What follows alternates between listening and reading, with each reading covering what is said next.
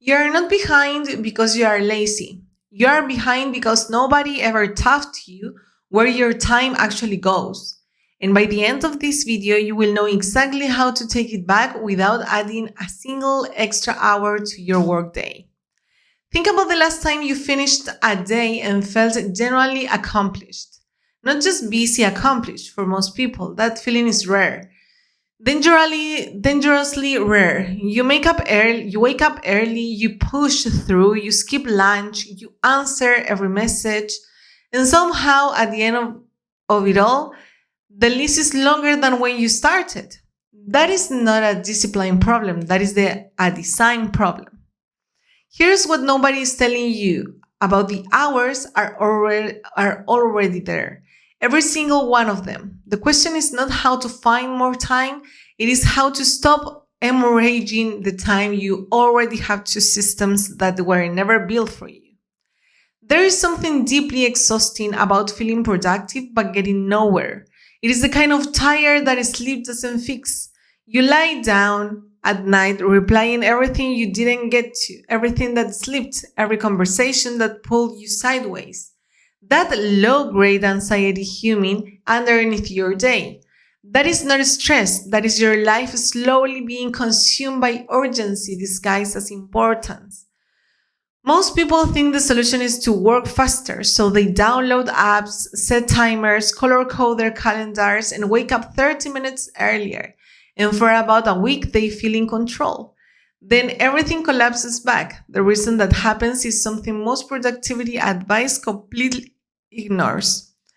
And we will get there. But first, you need to understand something that will change the way you see your entire week. There is a hidden tax on your time that no one calculates. Every interruption, every context switch, every decision made without clarity, every task you start and abandon, each one carries an invisible cost far greater than the time it takes. Researchers call it attention residue. You do not just lose the minutes, you lose the mental bandwidth that would have made those minutes count. And once you see this, you cannot unsee it. Now, here's where it gets interesting. The people who seem to get the most done, the ones who leave the office on time and still outperform everyone else, they are not working a secret extra shift at midnight. They are doing something fundamentally different at the structural level. Not harder, something different.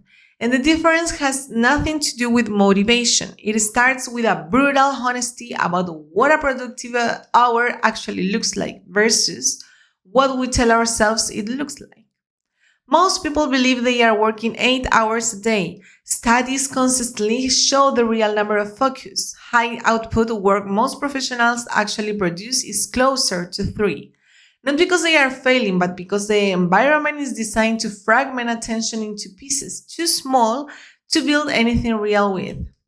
So the first move is not to add, it is to audit. For 3 days, just 3, you track not what you plan to do, but what you actually did. Every tab opened, every message answered, every moment you shift gears.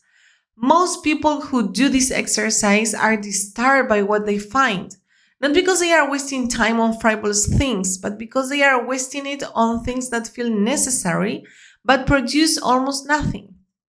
So this is the emotional core of the problem, because we have been taught to equate business with worth, to feel guilty when we are not reachable, to confuse responsiveness with productivity.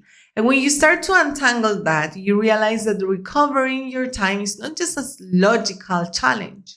It is an identity challenge. It's deeper than that. You have to be willing to disappoint the version of yourself that measures effort by hours spent. So here's what that audit almost always reveals. The majority of time lost doesn't come from laziness or distraction in the obvious sense. It comes from the absence of a decision-making system. Every time you sit down to work and have to figure out what to do next, you're burning time and energy that should go toward the work itself. That moment of what should I work on now is costing you more than you know. And there is a way to eliminate it almost entirely. The fix is what some researchers call a pre-decided day. Before the week begins, you make every major decision about where your time goes. Not a to-do list, those are just anxiety written down. A pre-decided day means your focus work is already assigned to specific time blocks. The boundaries around those blocks are already set, and the criteria for what gets your attention is already determined. When Monday arrives, you are executing a plan, not negotiating with yourself in real time. But here's the part most frameworks miss entirely, and this is the piece that determines whether any of these actually holds. The structure only works if it is built around your energy, not your schedule. Your brain doesn't operate at a flat line throughout the day. There are windows, usually in the first 2 to 4 hours after you awake, where your cognitive capacity is at its peak. After that, it declines. Most people spend those peak hours answering email and attending meetings, and then try to do their most important thinking when they are already depleted.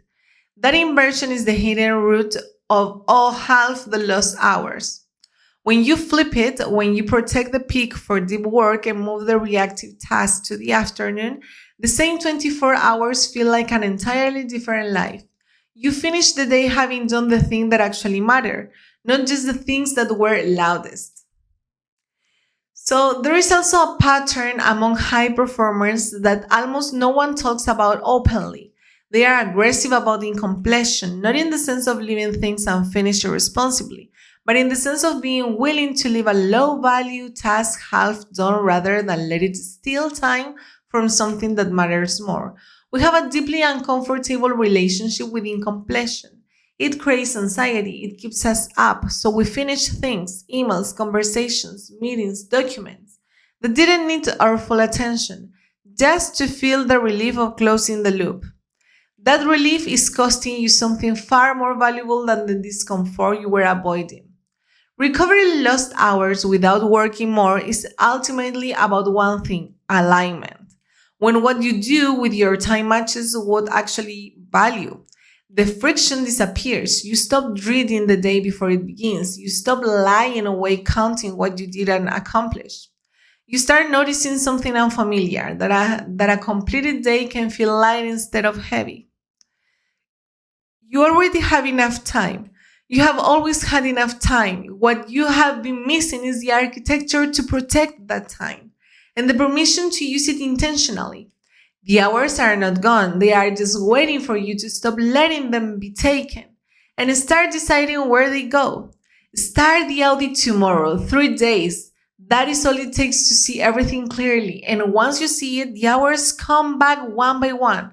Not because you worked more, but because you finally stop working against yourself.